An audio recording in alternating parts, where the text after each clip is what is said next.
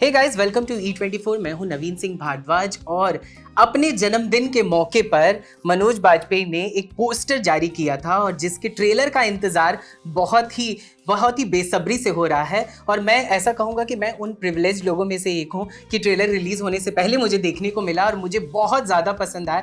And we are waiting for the film to release. We have the person in the house, Manoj Bajpayee. We have the producer Vinod Bhanushali and we have the director Apoorv Singh Karki. आप तीनों का बहुत बहुत स्वागत है E24 पे। Thank you. कैसे हो आप लोग? बहुत बढ़िया, दिव्य। सर, अभी तक ट्रेलर आउट नहीं हुआ है, पर जब फिल्म के बाद की बातचीत हो रही है, लेकिन जब से पोस्टर आउट हुआ है बहुत बड़ी सारी बातें हो रही हैं। अपूर्वा सर, सबसे पहले मेरा आपसे सवाल है, बंदा जब एक नाम है और ये बंदा जो अपने आप में इंस्टीट्यूट है, इसे ऑनबोर्ड करने का प्रोसेस क्या था? वो ऑलरेडी विनोद सर कर चुके हैं। हाँ, प्रोसेस मेरे लिए बहुत प्रेशर था। मेरे को पता था मनोज सर मेरी फिल्म में हैं। हाँ। तो वो मेरे लिए एज अ डायरेक्टर बहुत बड़ा प्रेशर था। और मैं बचपन से आप देखते आए हैं और बचपन से जब आपको पता लगता है कि, और मनोज सर ने मेरे को फोन किया इनिशियली कि तू मेरी फिल्म कर रहा है, राइट। तो मैंने उस समय कहानी नहीं सुनी थी। अच्छा, ये बचपन वाली बात नहीं कर रहे। वो मैं अलग से बता चुका हूँ ना शायद आपको। अपूर्व सर बहुत ही नर्वस लग रहा है। नहीं। तो मनोज सर का फोन आया था मेरे पास, वो फिल्म कर ले। तो मैंने कहा कर लेते हैं। मैंने स्टोरी भी नहीं सुनी, फिर सुपन ने मेरे को कहानी बताई। एक्चुअली सर के पास ऑलरेडी स्टोरी थी and they approached me for the script. Vinod sir, क्या प्रोसेस था मनोज सर को ऑन बोर्ड लाने का? एक ऑनेस्ट सबमिशन था। तो गए मनोज सर को, बोला सर ये पिक्चर है और ये कहानी है, मतलब अभी बाकी डायरेक्टर तो आप ही नहीं चूज करना है, हम आपके बिना ये पिक्चर बना नहीं सकते क्योंकि हमें कोई और दिख नहीं रहा है। स्क्रिप्ट की कॉलिंग होती है और मनोज सर को जब एक सही तरीके से चीज़ समझ में आ जाती है, then he becomes a producer. तो मेरे को बोले कि यार एक काम कर, बस ये पिक्चर हम करते हैं, I'll get the director and Manoj sir ने ही सजेस्ट किया था अपूर्व को।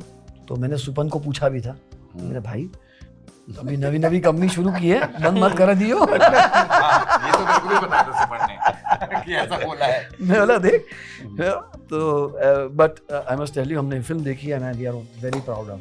Thank you.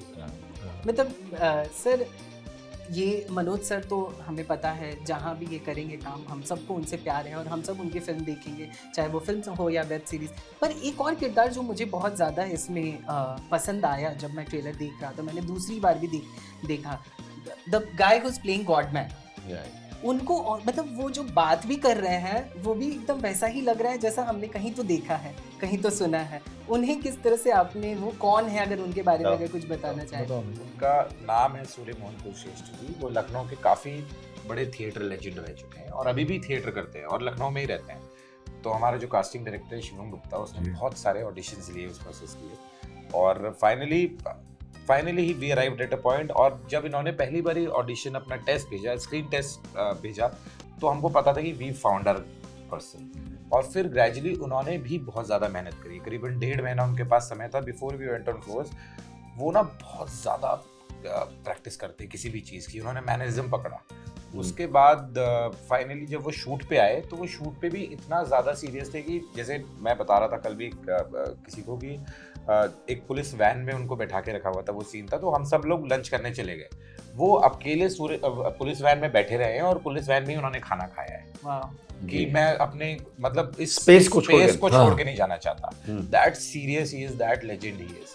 सो मेरा ऑनर है कि मैं उनके साथ काम कर पाया, इतने सीनियर आर्टिस्ट हैं। लेकिन जिस तरीके से उन्होंने बड़े बारीक से स्पीच पे काम किया, करेक्ट, कि अपने पूरे फिजिकलिटी पे काम किया है, वो मैं देखता था शूटिंग पे। मैं कुलश्रेष्ठ को देखता था कि वो अकेले बैठा रहता था, वो आदमी किसी से ज़्यादा बातचीत नहीं करता था, हमेशा अकेले। तो जितने ये इस तरह के एक्टर जो थिएटर से आते हैं ना, जो कई साल थिएटर करते हैं, वो अपने काम को लेकर के उनका जो अनुशासन है और डिसिप्लिन है, वो बिल्कुल नहीं तोड़ते हैं लोग, बिल्कुल नहीं। एंड कुलश्रेष्ठ के मैं शिद्दत को देख करके मैं बहुत प्रभावित हुआ। सर, आपने बहुत सारे किरदार निभाए हैं और हर किरदार की अलग एक कहानी है, बहुत सारे शेड्स हैं, पर टॉकिंग अबाउट दिस कैरेक्टर, इसमें क्या कुछ शेड्स हमें देखने को मिलेंगे? बहुत सारी चीज़ें मिलेंगी आपको इसके पहले तो वकील किया नहीं मैंने। हाँ लेकिन इसमें एक ऐसा आदमी देखने को मिलेगा आपको जो ताकत तो है उसके अंदर में, लेकिन ताकत के साथ उसके अंदर डर हमेशा रहता है। तो वो डर, वो ताकत, वो कन्विक्शन, और फिर से डर, फिर से कन्विक्शन अपने अंदर में, वो फिर से वो लड़ाई लड़ने का जज्बा लेके आना, तो वो आदमी हमेशा एज पे रहता है, हमेशा एज पे रहता है।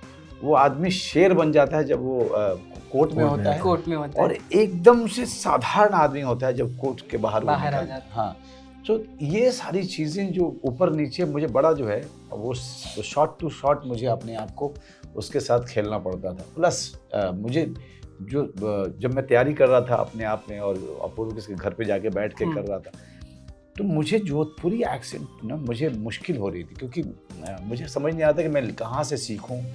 मैं थोड़ा सा टच लेके आना चाहता था इसमें, पूरा नहीं, थोड़ा सा, ताकि कैरेक्टर जो है हमेशा जो है आगे रहे। जब मैं पहुंचा जोधपुर, पहुंचने के साथ ही जो मेरा ड्राइवर हमको दिया गया था इनके प्रोडक्शन की तरफ से, जो पहली बात उसने की है ना, वहाँ से मेरा रिलेशन शुरू हुआ उस एक्सेंट में। जैसे ही उसने बोला मैं आपका बड़ा फैन हूँ सर, तो मैंने कहा अच्छा ये। फिर उससे और कुछ बात किया, तो मेरे हम जो रूम सर्विस वाले आते थे वो लड़के, उनसे मैं बात करता था, जस्ट टू सी कि ये जो इनका जो लहजा है वो हल्का फुल्का अगर मुझे मिल जाए तो मेरा कैरेक्टर जो है पूरा कंप्लीट हो जाएगा। आज मैं चाहता था कि उसको कॉमननेस दिखाने के लिए ना मुझे उस लहजे की ज़रूरत थी, और मेरे ख्याल से पता नहीं फाइनल में कैसा लग रहा है। बहुत बढ़िया, बहुत बढ़िया। बहुत ये लंबी लड़ाई बहुत लंबी चलेगी। हुकुम, ये हुकुम है ना, तो stuff is their words. So that's what we call now, only the legend can do this. पर लेकिन आप सोचिए 190 कंट्रीज में है, हाँ, आई थिंक 110 या 100 ZEE5 है, तो 23 मई को जब रिलीज होगी पिक्चर, तो एक साथ में तो इतने सारे थिएटर्स नहीं है भाई, इतने हाँ। व्यूज, तो इतने व्यूज जो होंगे वो आपको किसी थिएटर, कितने भी थिएटर कर लो नहीं मिलेगा। हाँ, अगर मान लीजिए कि कोई फिल्म मिनिमम 20 मिलियन करती है, 20 मिलियन पे अगर आप 100 रुपया डाल दो, फर्स्ट डे क्या हो गया, कितना होगा? 20 करोड़, 20 20 करोड़। करोड़। अपूर्व सर, आपसे सवाल है, इसमें ऐसा दिखाया गया है कि एक रियल लाइफ बेस्ड कहानी है, तो इसमें कितना ज़्यादा रियल रखा गया है और कितना ज़्यादा फिक्शनल है? बैलेंस किया है। देखिए कहीं पर जैसे ये कहानी हमें जो ओरिजिनली डिक्टेट करी थी पीसी सोलंकी, जिसपे किरदार है, उन्होंने ही हमें ये कहानी भी डिक्टेट करी है। तो हमने जो हमारे लिए इम्पोर्टेंट इवेंट्स थे, जो उनसे पूछा उनके क्या इम्पोर्टेंट इवेंट्स रहे हैं अपनी जर्नी में, वो हमने सेलेक्ट किए। और उसके अलावा बिकॉज एक विजुअल मीडिया में लोगों को एंटरटेन करना है ताकि उन तक हम वो मैसेज पहुंचा सके। राइट। अगर वो एंटरटेन नहीं होंगे तो मैसेज भी हम अपना नहीं दे पाएंगे। तो उस वजह से हमने कई बीच में कहीं कहीं पर उसको ड्रामेटाइज किया है, कहीं कहीं पर फिक्शनलाइज किया है, और लेकिन हमने एक बैलेंस, फाइन बैलेंस मेंटेन किया। जैसे कोर्टरूम काफी हमारा रियल है, कोर्टरूम बहुत ऑथेंटिक है, काफी टेक्निकल है, बट उसके अलावा कुछ चुनिंदा चीजें एज अ फिल्म मेकर हम लोग को करनी पड़ती है, हम लोगों को एंटरटेन। बहुत सारे ओरिजिनल उस किरदार का भी नाम इसमें इस्तेमाल हुए हैं, ऐसी भी बातें मुझे सुनने को मिली थी, कहाँ तक ये बात सही है? ऐसा PC Solanki name has been used हाँ। ऑफिशियली, जिस पे किरदार पे जो कहानी मनोज बनी सर है। प्ले जी। कर रहे हैं। हाँ तो it has been used officially. हाँ, उसके अलावा उसके अलावा नो। उसके अलावा कुछ भी नहीं। क्योंकि बिकॉज पीछे- आई हर्ड दैट कि बहुत सारे ओजी कैरेक्टर्स नहीं, के भी नाम ऐसे यूज करने की। नहीं सोलंकी साहब हैं तो समझ सब हाँ, कुछ है। सब कुछ तो क्या आप मिले, आप विनोद सर? हाँ, आप अरे, विनोद सर, आप बिल्कुल, मिले बहुत, उनसे? खूब- क्या बातचीत हुई? अगर खूब बताएं। कचौरी समोसे की बातचीत होती है। रोज लेकिन उन्होंने जो है पूरी रिसर्च में पूरी इन लोगों की मदद हम लोग की बहुत है। बैठे में, इसको और लिखने में writer जो काफी, है, लिखने में बहुत दीपक मदद की But I कहानी think- के writer है, हम हाँ। लोग बहुत बैठे हैं, नॉन स्टॉप बैठे हैं, नॉन Non-stop बैठे। हैं, हाँ, और कई कचौड़ियां खाई हमने, उनको खिलाने का बड़ा शौक है।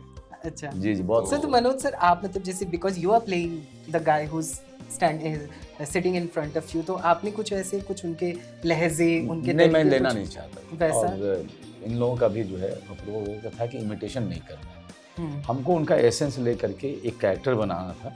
क्योंकि अगर हम इमिटेशन में जाएंगे तो जो आम जनता है उसको नहीं पता है सोलंकी जी कैसे बात करते हैं, कैसे राइट। क्या करते हैं। तो हमको जो सोलंकी जी का जो एलिमेंट्स हैं, जो स्ट्रॉन्ग एलिमेंट्स थे, जो उनका जज्बा था, जो उनका एसेंस था, जो उनका उनकी जो महक थी वो चीज़ हमको कैरेक्टर में लेके आनी थी। तो ये कैरेक्टर मैंने बनाया है, लेकिन सोलंकी साहब के वो सारे एसेंस को अंदर रख करके कुछ एक चीज़ें जब उनसे मिलने के बाद मुझे दिखा तो मैंने वो भी रख लिया था। वो आ गया सर, शूटिंग शुरू होने से पहले फिल्म में। हाँ, फिल्म में आ चुका है। विनोद सर, आपसे सवाल है, जो गॉडमैन इनमें इसमें दिखाए गए हैं आज भी उनके फॉलोअर्स हैं लोग आज भी, बिकॉज मेरा बहुत अच्छा दोस्त है, उसके घर में भी इनके बड़े बड़े फोटोज यूज होते हैं, पर after release are you ready for the comments and everything? Comments तो ले लेंगे। क्रिटिसिज्म, हाँ, that's what मैं subtle way में बोलना दिस इज चाह नॉट रहा था। Story which is been written. हाँ ये फिक्शन स्टोरी तो है नहीं, हाँ ऐसा कुछ हुआ है। हाँ हाँ और हम ये कहानी पीसी सोलंकी की है, जी हाँ। तो उनका एक केस था, उनके ऊपर वो कहानी है। हाँ so it's written, it's been told by a person. ऐसी तो ऐसे ही ख्वाब में देख के नहीं, हमने खुद लिखा थोड़ी। नहीं नहीं, लेकिन फिर भी लोग बातें करेंगे सर। क्रिटिसिज्म देखिए, अभी वो उसको हम लोग को कुछ उसका नहीं कुछ नहीं मतलब कर सकते। उसको कैसे क्या कर सकते हैं? हाँ, हमारा जो कंसर्न है वो बच्ची है। हमारा कंसर्न, हमारी फोकस जो है वो बच्ची है, जो 15-16 साल की उम्र में जो सारे डर को किनारे करके वो सोलंकी साहब के साथ में खड़ी हो गई थी और उसने अपनी व्यथा को कोर्ट के सामने जाके बोला था। तो आप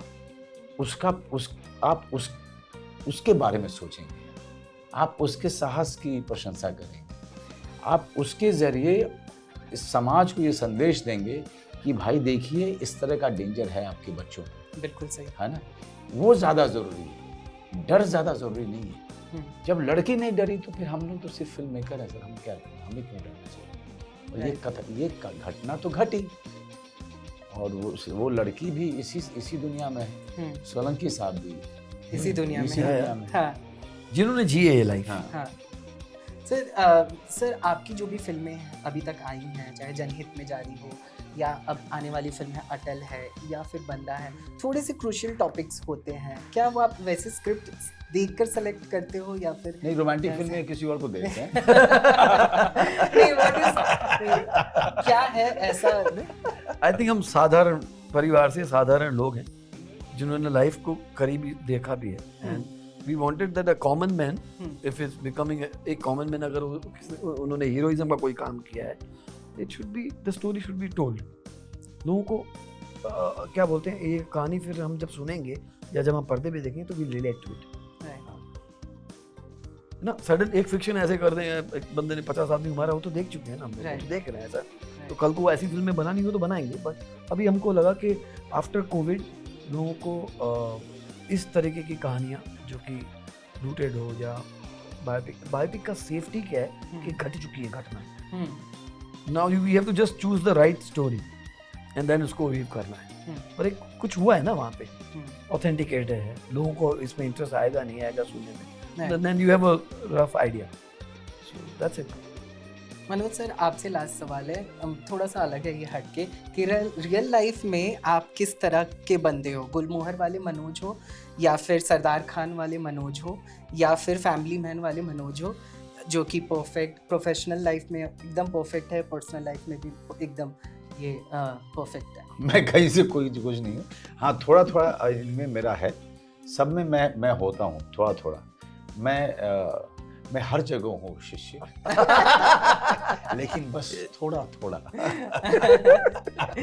चलिए, बहुत बहुत शुक्रिया, और हम सबको इंतजार है 23 तारीख का, बिकॉज मैंने ट्रेलर देखा, मुझे बहुत ज़्यादा पसंद आया और उसमें मनोज सर है, तो ऑफ कोर्स सी बात है मैं पक्का देखने वाला हूँ।